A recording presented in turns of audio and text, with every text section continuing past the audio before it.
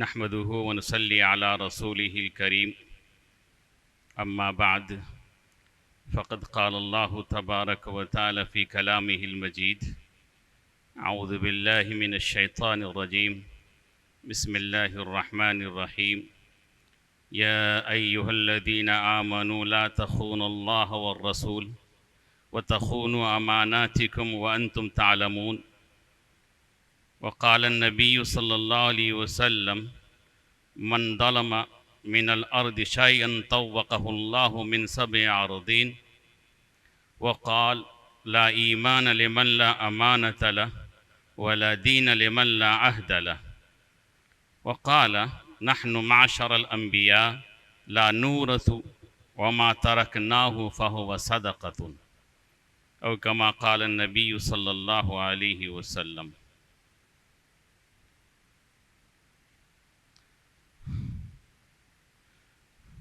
محترم بزرگوں اور دوستو،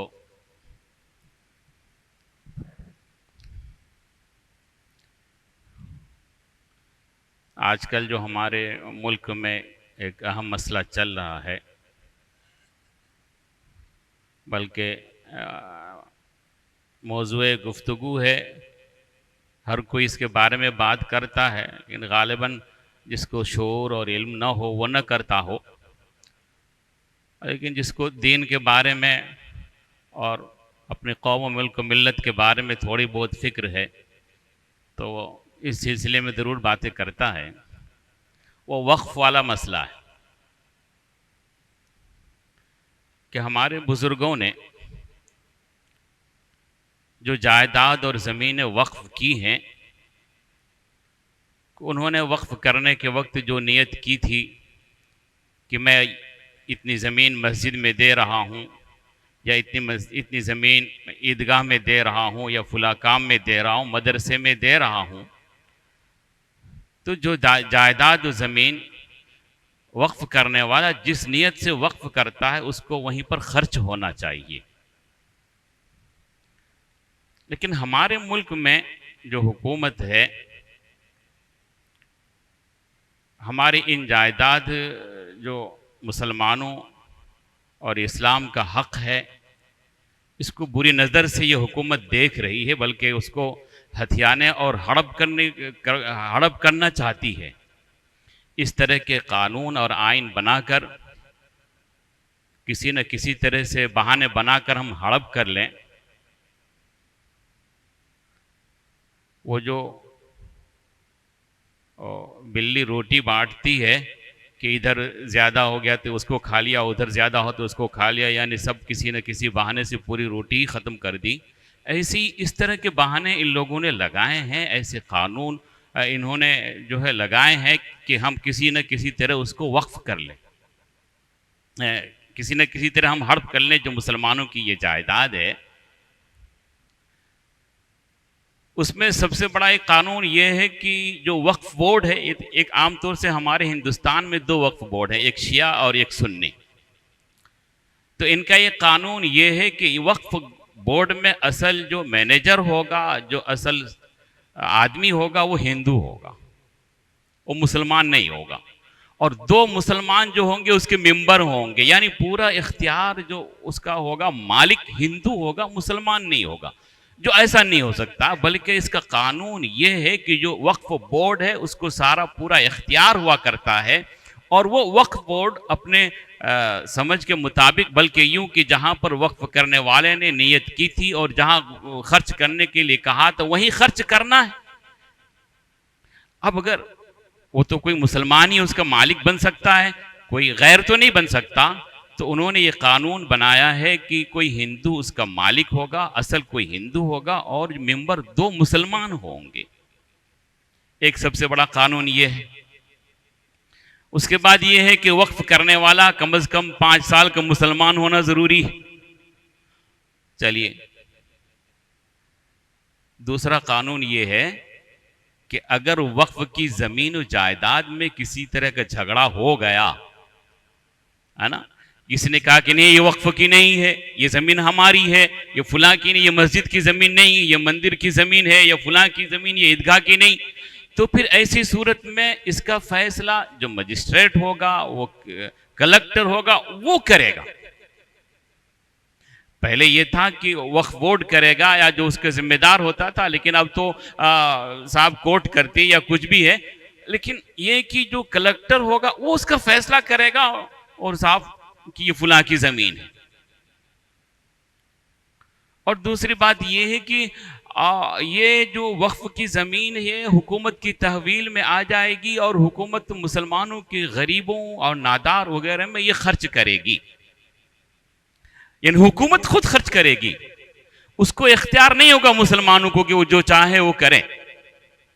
اب بتائیے کہ وہ اگر خود غیر مسلم جو اس کا مالک ہوگا، کیا یہ ان سے امید کی جاتی ہے کہ وہ صحیح جگہ پر خرچ کریں؟ جی، اور پھر یہ کہ اگر ذرہ برابر بھی کوئی جھگڑا ہو گیا کہ نہیں یہ وقف کی زمین نہیں، آج کل تو کتنے جھگڑے چل رہے ہیں، یہ مسجد مسلمانوں کی نہیں، یہ پتہ نہیں مندر کہاں کہاں سب جھگڑے ہو رہے ہیں، اور چلی گئی بابری مسجد، جی، اور کتنی ساری مسجدیں ان کی نگاہوں میں، اور جھگڑے چل رہے ہیں، کیس مقدمے چل رہے ہیں، تو کچھ بھی کہیں بھی تو یہ تو تیار رہتے ہیں کسی مسجد، کسی چلو ان کی درگاہ اور کسی عیدگاہ، کسی نہ کسی بارے میں ان کے تو جھگڑا ہوتا ہی، اور کر دیں گے کوئی نہ کوئی مقدمہ، جھگڑا کر دیں گے، پھر وہ لے لیں گے کسی نہ کسی طرح سے۔ تو ہماری جو جگہ اور زمین و جائیداد ہے وہ وقف بورڈ کے اختیار میں ہے، اور وقف بورڈ مسلمانوں کا ہوتا ہے، اور مسلمان اس کا مالک ہوتا ہے، اس کو وہی صرف کرنا پڑے گا، وہی صرف کرنا پڑے گا جہاں پر وقف کرنے والے نے نیت کی ہے، اس کے خلاف وہ صرف نہیں کر سکتا، اس کے خلاف جو بھی وقف کی زمین ہو، وقف کی جائیداد ہو، وقف کا مال ہو، اس کو وہی خرچ کرنا پڑے گا جہاں خرچ کرنے والے نے خرچ کرنے کو کہا ہے، جہاں خرچ کرنے کو کہا ہے۔ یہ اللہ کے رسول صلی اللہ علیہ وسلم کے زمانے سے ایسا چلا آ رہا ہے، بلکہ اللہ کے رسول صلی اللہ علیہ وسلم نے فرمایا کہ نحن معاشر الانبیاء لا نورث ما ترکنا فهو صدقۃ، کہ ہم انبیاء ایسے ہوا کرتے ہیں کہ ہم مال وال چھوڑتے نہیں ہیں، ہمارا کوئی وارث نہیں ہوتا، اور جو کچھ ہمارا مال رہے گا ہمارے جانے کے بعد وہ صدقہ ہوگا، اللہ کے نام وقف ہوگا، کوئی اس کو وارث نہیں ہو سکتا۔ تب چونکہ اللہ کے رسول صلی اللہ علیہ وسلم کے ورثہ میں حضرت فاطمہ بھی تھیں، حضرت علی بھی تھے، غالباً ان کو اس حدیث کا پتہ نہیں ہوگا، تو حضرت فاطمہ بھی گئی تھی حضرت ابوبکر رضی اللہ تعالیٰ عنہ کے پاس مانگنے کے لیے کہ وہ ہمارا ورثہ ہے، ہماری میراث ہے، ہم کو دیجیے۔ تو حضرت ابوبکر نے بھی ان کو نہیں دیا، انہوں نے کہا آپ کو یہ معلوم ہے یا نہیں معلوم ہو، تو اللہ کے رسول صلی اللہ علیہ وسلم نے یہ فرمایا ہے کہ انبیاء کسی کے مورث نہیں، ان کا کوئی وارث نہیں ہوا کرتا، جو کچھ بھی وہ چھوڑ کے جائیں گے وہ اللہ کے نام ہوگا، وقف ہوگا، وہ جہاں پر خرچ کرنے کے لیے خرچ کیا جاتا وہاں پر خرچ کیا جائے گا۔ غالباً حضرت فاطمہ کو حدیث معلوم نہ ہو تو حضرت فاطمہ ناراض ہو گئی حضرت ابوبکر سے، غالباً آپس میں تھوڑا کلام ولام بھی بند تھا، لیکن حضرت ابوبکر نے یہ سب کچھ ختم کر دیا، ان کے پاس گئے اور ان کے دروازے پہ کھڑے رو کر ان سے اپنا عذر پیش کیا، یہ سب کچھ ہوا، لیکن پھر وہ سرکار کی تحویل میں، یعنی حضرت ابوبکر کی تحویل میں وہ زمین و جائیداد جو فدق وغیرہ کی زمین تھی اس کو تو لے لیا۔ حضرت عمر رضی اللہ تعالیٰ عنہ کے زمانے میں 2 سال تک حکومت کے پاس ہی، لیکن بہت سارا کام تھا، جیسا وقف بورڈ ہوتا ہے صاحب، اور لوگ کہتے کہ تم اس کا انتظام و انصرام سنبھالو، تو حضرت ابوبکر نے 2 سال کے بعد حضرت علی اور حضرت عباس کے ذمے کر دیا کہ فدق کی جو زمین ہے وہ تم سنبھالو، اور اس کی جو آمدنی ہے وہاں پر خرچ کرو جہاں خرچ کرنا ہے، لیکن دونوں کو جوڑ کر دیا تھا، حضرت علی کو بھی دیا تھا اور حضرت عباس، دونوں کو شریک تھے۔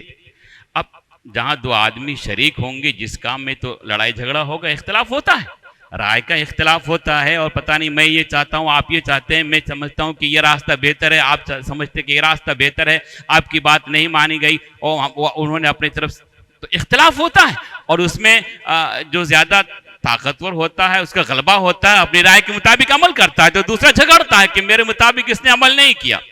تو حضرت عمر رضی اللہ تعالیٰ عنہ کے پاس اس جھگڑے کو لے کر گئے حضرت علی اور حضرت عباس رضی اللہ تعالیٰ عنہما اور حضرت عمر رضی اللہ تعالیٰ عنہ کے پاس وہاں بھی دوسرے اور صحابہ بیٹھے ہوئے تھے. حضرت عبد الرحمن ابن عوف بھی تھے, حضرت سعد ابن ابی وقاص بھی تھے, حضرت عثمان بھی تھے اور بھی تھے. تو انہوں نے دروازہ کھٹکھٹایا تو ملازم نے کہا کہ جناب, خادم نے کہا کہ یہ لوگ باہر ہیں. تو کہا اچھا آنے دو. تو جانے کے بعد جو سلام کیا, سلام کرنے کے بعد اپنا جھگڑا پیش کیا. کیا کیا؟ وہ جو اپنا جھگڑا لے کر گئے تھے حضرت علی اور حضرت عباس صرف اس لیے لے کر گئے تھے کہ یہ جو مال وقف کا ہے آپ نے ہمارے ذمے انتظام دیا ہے, تو ایک کام کیجئے کہ ہمیں الگ الگ کر دیجئے کہ حضرت علی نے کو اتنا دے دیجئے, ہم کو اتنا دیجئے, ہم الگ الگ کام کریں گے, ہم الگ الگ کام کریں گے. تو دوسرے صحابہ بھی ہم بیٹھے تھے, انہوں نے بھی کہا حضرت ان کا پتہ نہیں ہمیشہ کا جھگڑا ختم ہو جائے گا, کچھ کر دیجئے آپ. حضرت عمر رضی اللہ تعالی عنہ نے کہا اللہ کے رسول صلی اللہ علیہ وسلم نے جو کچھ چھوڑا ہے وہ صدقہ ہے, وہ وقف کا مال ہے, کسی کی ملکیت میں نہیں جا سکتا. حضرت ابوبکر کے زمانے میں بھی ایسا تھا, تب بھی تمہارا جھگڑا تھا, میں 2 سال تک اس کا انتظام کرتا رہا, پھر بھی تمہارا جھگڑا رہا. میں نے تمہارے ذمے کیا کہ تم اس کا انتظام سنبھالو اور جہاں اس کو خرچ کرنا چاہے تم چاہیے خرچ کرو. پھر تمہارا جھگڑا چل رہا ہے, سن لو کان کھول کر, اگر تم اس کو اسی طرح کر سکتے ہو جس طرح میں نے تمہارے ذمے کیا ہے تو ٹھیک ہے, ورنہ تم ہمارے ذمے کر دو, ہم اس کام کو سنبھال لیں گے. ہم کسی کی ملکیت میں ہم تقسیم نہیں کر سکتے حکومت کے مال میں. تقسیم کا کرنے کا مطلب یہ ہوا کہ تم کو مالک بنا دینا. ٹھیک ہے, آج تمہاری ملکیت نہیں ہے, کل تمہاری اولاد اس کی ملکیت سمجھے گی, لہذا ہم تقسیم نہیں کر سکتے. تم دونوں اسی طرح سے سنبھال سکتے ہو سنبھالو, نہیں سنبھال سکتے تو ہمارے حوالے کر دو, ہم سنبھال لیں گے سب کچھ. تو وقف کا مال, پھر وہ مال ان کے قبضے میں رہا, پھر حضرت علی رضی اللہ تعالیٰ عنہ کے بعد حضرت حسن کے قبضے میں آیا, پھر حضرت حسین کے اولاد میں آیا, پھر جو ہے سرکاری تحویل میں کیا لوگوں کی پراپرٹی ہو گئی. پھر جب حضرت عمر ابن عبدالعزیز بنے ہیں خلیفہ, انہوں نے صاف اعلان کیا کہ فلاں کے زمانے میں اس کو فلاں طرح سے استعمال ہوتا تھا, فلاں نے فلاں کیا, فلاں نے فلاں کیا. اب کان کھول کر سن لو, یہ حکومت کی زمین ہے, حکومت کی جائیداد ہے, یہاں فلاں فلاں جگہ پر اس کو خرچ کیا جاتا ہے, ہم اس کے حوالے کر دیتے ہیں. یہ کسی کی میراث نہیں ہو سکتی ہے, یہ کسی کی میراث نہیں ہو سکتی. تو جس نے جس کام کے لیے جس چیز کو وقف کیا اس کو اسی کام میں صرف کرنا پڑے گا, خرچ کرنا پڑے گا. اگر اس کے خلاف کرتا ہے, اگر اس کے خلاف کرتا ہے تو خیانت کرتا ہے, خیانت کرتا ہے. ابھی ہماری جتنی پراپرٹی, جتنی جائیداد اور جتنا کچھ ہے وقف کا, یہ سب سے زیادہ, بلکہ انہوں نے کہا کہ ریلوے اور جو سرکاری فوج وغیرہ اس کے علاوہ جتنی جائیداد وقف کا کی ہے وہ ہماری سب سے زیادہ ہے. اسی لیے ان کی بری نظر لگی ہے اور اس کو ہتھیانا چاہتے کسی نہ کسی طرح سے. اور اس میں یہ بھی لکھنے والوں نے یہ بھی لکھا ہے کہ ہے تو صحیح اتنی ساری زمین, لیکن ان میں سے 80% زمینوں پہ قبضہ ہے. یا تو بڑے بڑے لوگوں نے جو سرکاری وزراء یا پھر پتہ نہیں جو کچھ بھی انہوں نے قبضہ کر رکھا ہے, اور ان میں سے ہمارے بہت سارے مسلمانوں نے بھی قبضہ کر رکھا ہے. مسلمان یہ غیروں سے کیا شکوہ کرے, ہمارے مسلمانوں نے بھی اس کو قبضہ کر رکھا ہے. ہمارے قبضے میں, یہ وقف کے قبضے میں نہیں ہے کہ اس کو جہاں خرچ کرنا چاہے. اور وقف والے جو اس کے ذمہ دار وہ بھی غلط طریقے سے استعمال کرتے ہیں, وہ جو بھی ہو, لیکن کیا ہے ہماری اس وقف کردہ زمین و جائیداد میں ان کی بری نظریں, وہ اس کو ہتھیانا چاہتے ہیں. تو وقف کا مال وہی خرچہ کرنا پڑے گا. جتنا سارا وقف ہو, کسی نے بھی وقف کیا ہو, مسجد میں کسی نے وقف کیا, مدرسے میں کسی نے وقف کیا, عیدگاہ میں کسی نے وقف کیا. اب دیکھیے مسجد میں ہماری یہ لائٹ ہے, ہمارے یہ پنکھے ہیں, ہمارے یہ پانی وغیرہ, یہ سب وقف کا مال ہے.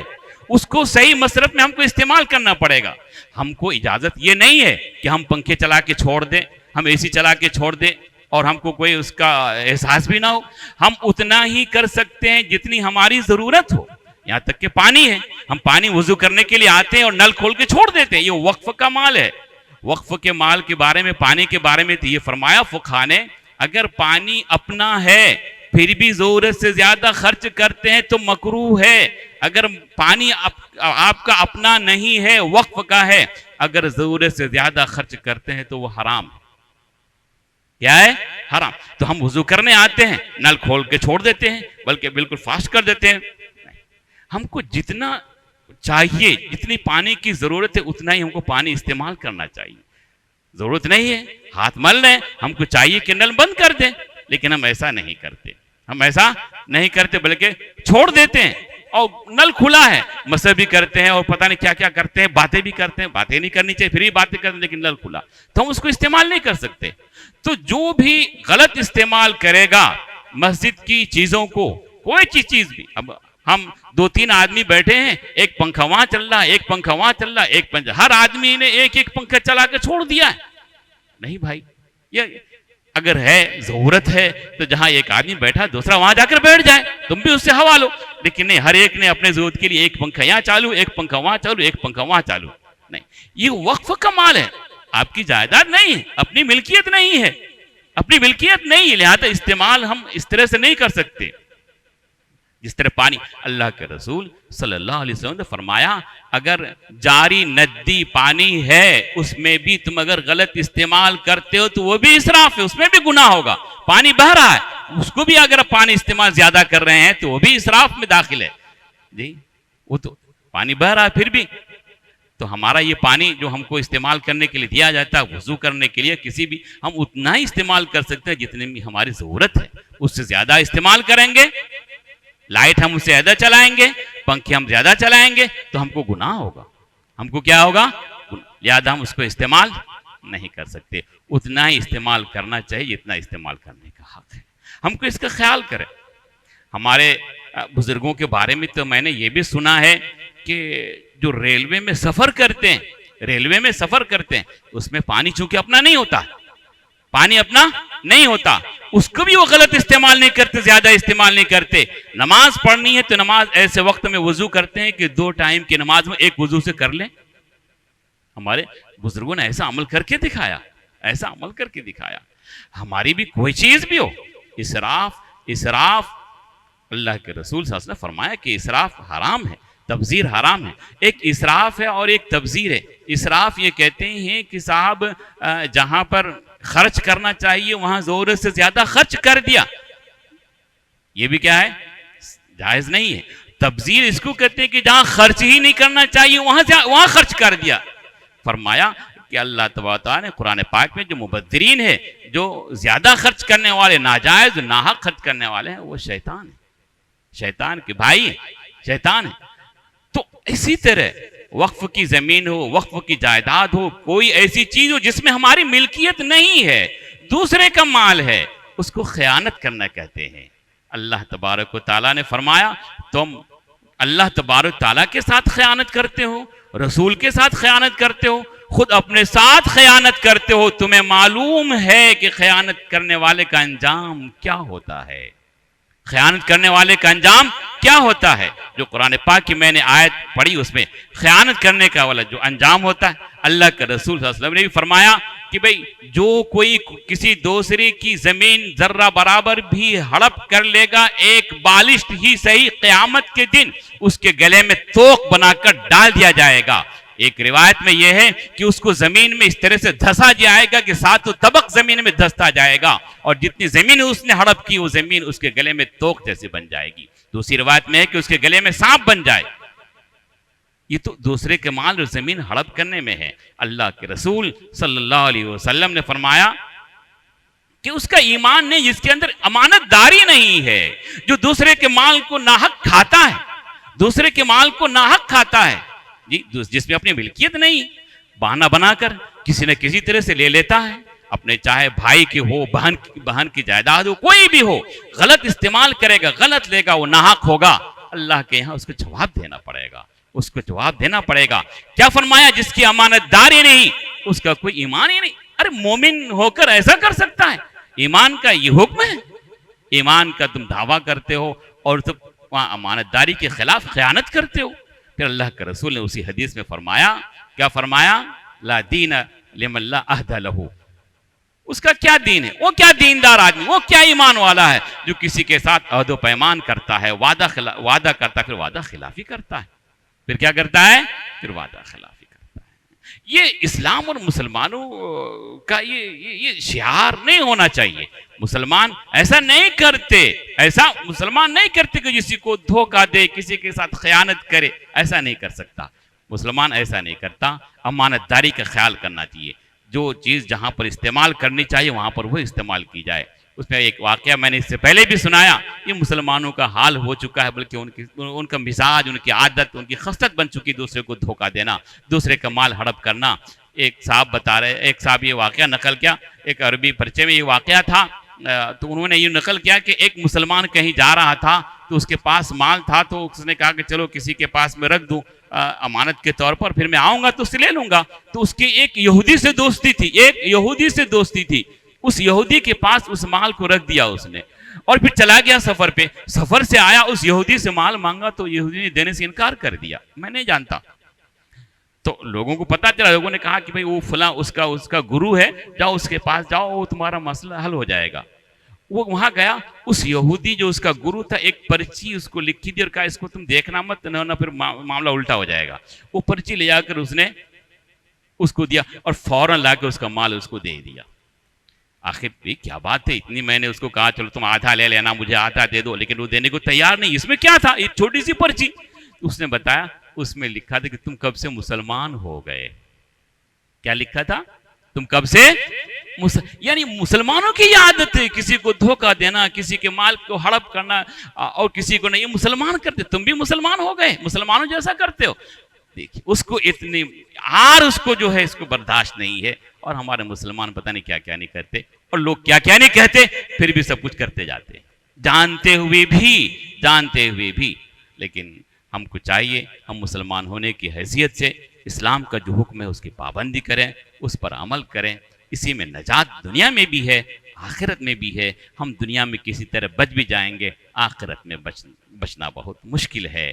خوف خدا رکھیے. جہنم بھی ہے، جنت بھی ہے. عمل سے زندگی بنتی ہے، جہنم بھی اور جنت بھی بنا کرتی ہے.